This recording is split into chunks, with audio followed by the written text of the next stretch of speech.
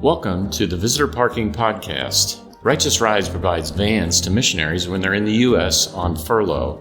We hope you enjoy this story from one of our recent guests.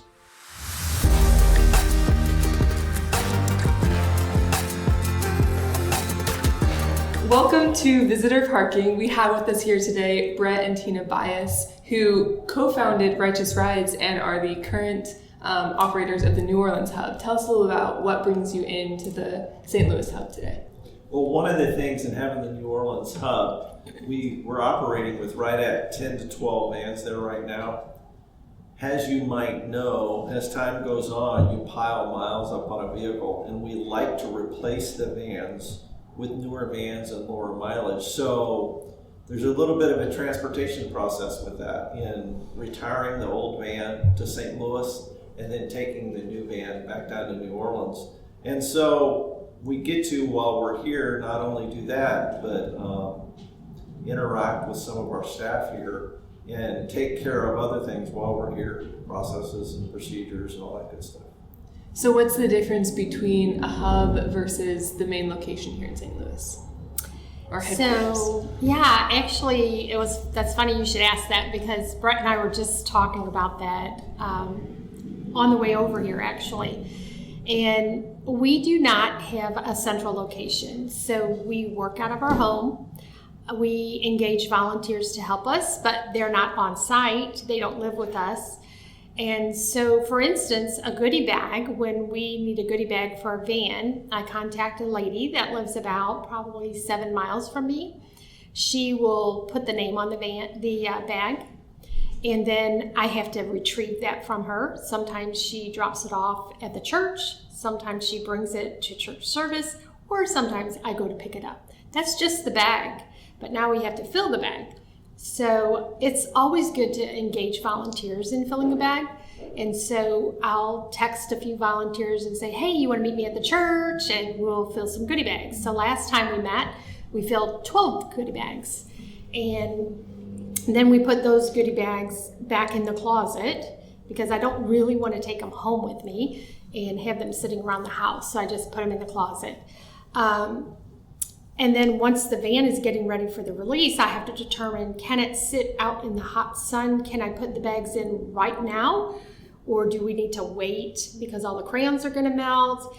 And so that's just the goodie bags and how the steps. Whereas right here, you have a team that does everything right here on site. And so that's just one aspect that's a little bit tougher. Even the releases, the van releases, we have volunteers all over the community that are releasing vans, and so I have to connect with them, get that all organized, get the missionary connected with them, and get them the van. Sometimes we'll take the van over, drop it off in their driveway. It's just a lot more steps to running the hub, I think, than it would be here, where you do 80 out of one location. And there's even some differences among the hubs, okay? Not every hub operates in the exact same way. We have some standardized procedures, but we allow some autonomy and creativity in them doing their goodie bags and in their return and releases. The bottom line is, do we show missionary care? That's what we're after. Good point. Yeah, thank you for telling us a little bit about what the differences are there. So Bret, you helped found Righteous Rides. Yes. What was kind of the inspiration behind that? Well, one of my longtime friends from 4th grade, Mark Rickard, we had ended up in youth group together at church. We ended up going to college together, Laterno College. Then from there, pretty well went our separate ways. He ended up being a neighbor to me, living behind me about, I don't even know what it was, 20, 30 years later, okay?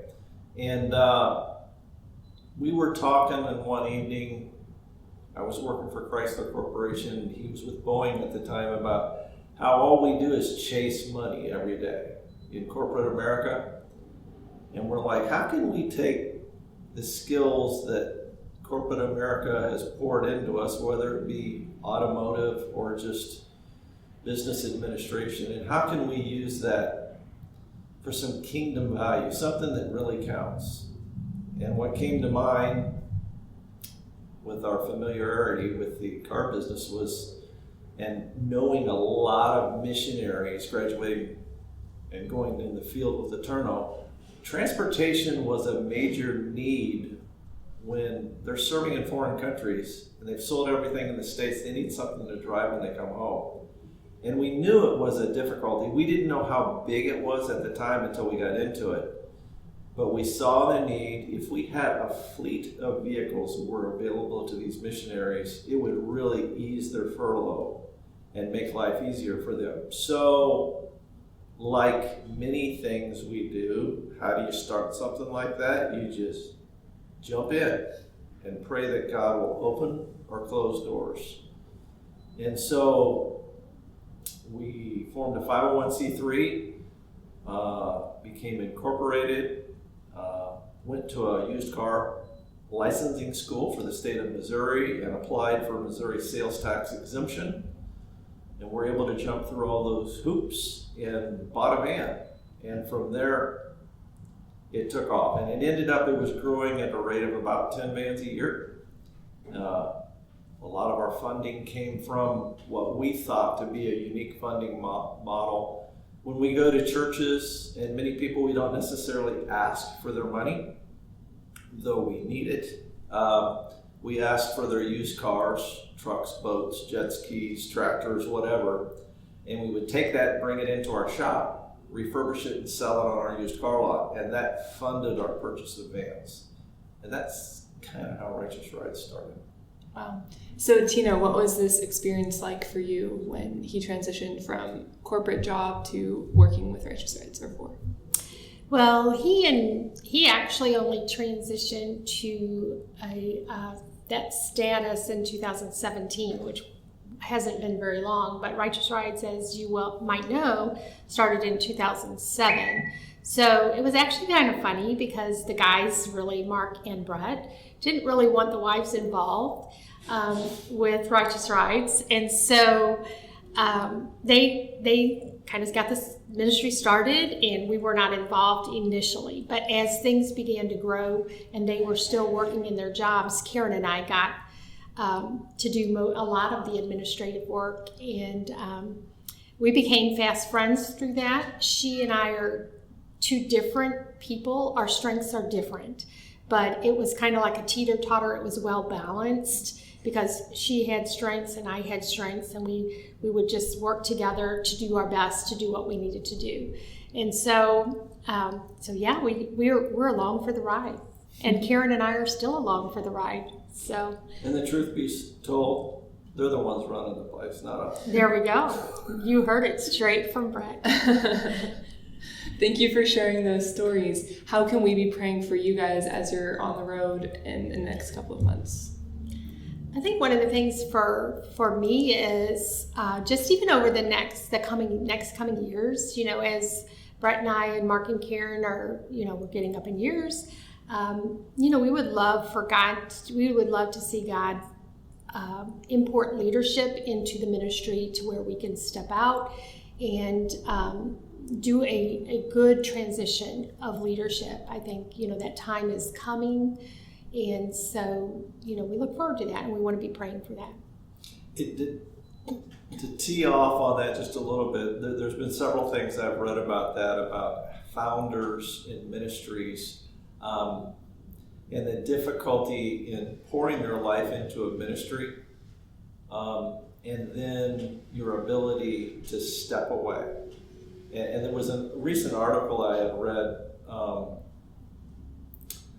one of I think it came from John Piper's ministry, Desiring God, had to do with appointment and disappointment. The fact that we're appointed to do certain things at certain times. And for Mark and I, it was founding Righteous Rides.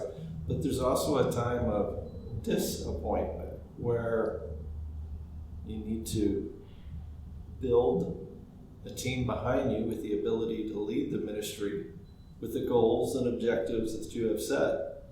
And there's a way to do that and do it gracefully. And there's several scriptures that allude to that also. So it's not that you're disappointed; it's that you're disappointed. Yes. Right position. So Bret shared that article with me, and I was like, that's fabulous. I love it.